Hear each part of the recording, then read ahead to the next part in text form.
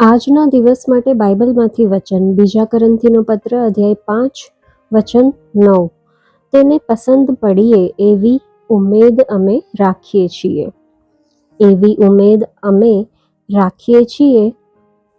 આપણા અગ્રીમ લક્ષ્યને સતત આપણી સામે રાખવા માટે આપણે સજાગ રહીને નિર્ણયો અને પ્રયાસ કરવાની જરૂર છે. એનો અર્થ એ થાય કે સતત વર્ષો વર્ષ આપણે સૌથી ઉચ્ચ અગ્રીમતા પર ટકી રહેવાનું છે. આપણી અગ્રીમતા આત્માઓ જીતવાની કે મંડળીઓ સ્થાપવાની કે આત્મિક જાગૃતિઓ નથી, પરંતુ તેને પસંદ પડીએ તે માટે પ્રયત્નો કરવાની છે.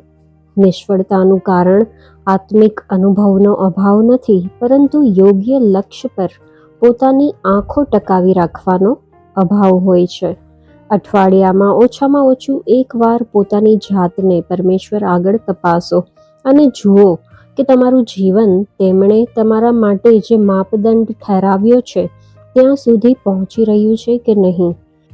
પાઉલ એક એવો સંગીતકાર જેવો હતો કે જે શ્રોતાઓની પ્રશંસાની ચિંતા નથી કરતો, પરંતુ જે ફક્ત સંગીત સંચાલકની પ્રશંસા પ્રાપ્ત કરવા પ્રયત્ન કરે છે. કોઈ પણ લક્ષ્ય જે આપણને પરમેશ્વર તરફથી સ્વીકૃત બનાવવાના મુખ્ય લક્ષ્યથી ભટકાવી દે, તે આપણને ભવિષ્યમાંની પરમેશ્વરની સેવાથી અલગ પડી જવાનું કારણ બનાવી શકે છે. જ્યારે તમે પારખી લેશો કે લક્ષ્ય ક્યાં લઈ જઈ રહ્યું છે, તો તમે સમજી જશો કે ઈસુની તરફ લક્ષ્ય રાખવાનું કેમ આટલું બધું જરૂરી છે.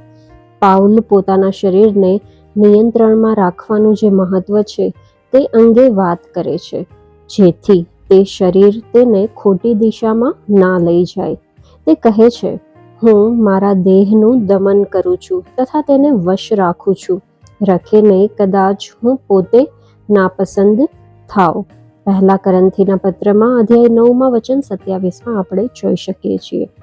મારે દરેક બાબતોના સંબંધને અગ્રીમ લક્ષ્યથી જોડાવાનું શીખવાનું છે, જેથી કોઈ જ અવરોધ વગર હું તે લક્ષ્ય પકડી રાખી શકું.